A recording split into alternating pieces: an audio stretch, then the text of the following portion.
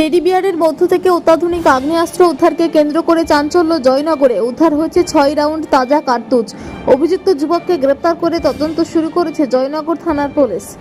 মঙ্গলবার সন্ধ্যায় জয়নগর থানার পুলিশ গোপন সূত্রে খবর পায় জয়নগর থানার অন্তর্গত হাসানপুর এলাকায় এক যুবক অত্যাধুনিক আগ্নেয়াস্ত্র নিয়ে ঘোরাফেরা করছে। সূত্রের তথ্যের গুরুত্ব দিয়ে জয়নগর থানার আইসি পার্থসারথী পালের নির্দেশে জয়নগর থানার এসআই সায়ন ভট্টাচার্যের নেতৃত্বে পুলিশের একটি বিশেষ দল মঙ্গলবার সন্ধ্যায় হাসানপুর এলাকায় হানা দিয়ে সাইফুল লস্কর নামে এক যুবককে ধরে ফেলে।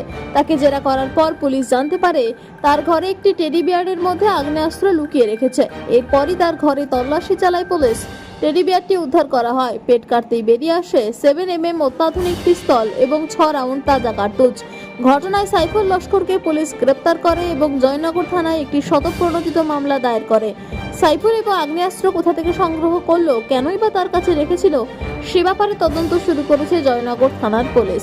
বুধবার সাইফুলকে বারুইপুর আদালতে পাঠানো হলে আদালত তদন্তের স্বার্থে 4 দিনের পুলিশি হেফাজতের নির্দেশ দেয়।